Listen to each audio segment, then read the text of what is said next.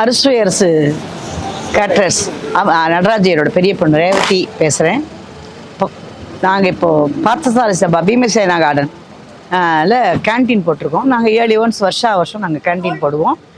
எங்களோட இது என்னது கேட்டீங்கன்னா சாப்பாடு தான் ஹைலைட்டு. 11 o'clock ஆரம்பிப்போம், 2:30 மணிக்கு சாப்பாடு முடியும். கோல்டன் தாலியில் சாப்பாடு நாங்கள் போடுறோம். டெய்லி மெனு ஒரு மெனு ஒரு நாளைக்கு சேஞ்ச் ஆகும்.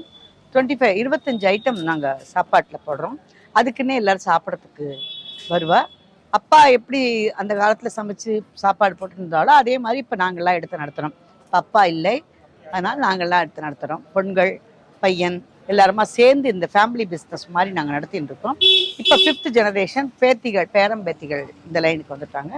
அவங்களும் அதே மாதிரியே நடத்திட்டு வருவா.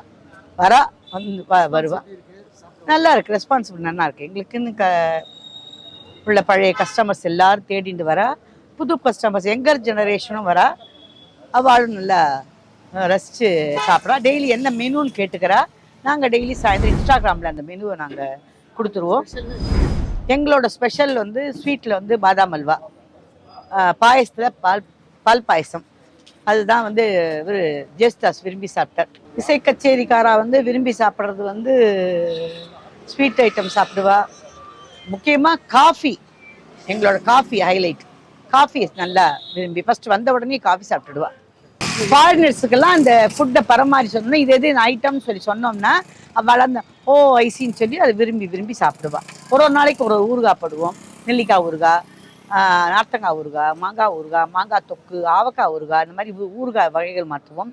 மோர் மிளகாய் போடுவோம், படாம் போடுவோம், அப்பளம் போடுவோம், சிப்ஸ் போடுவோம். இந்த மாதிரி ஒரு நாளைக்கு ஒரு மெனு மாற்றிக்கிட்டே இருப்போம், மாற்றி போட்டுகிட்டே இருப்போம்.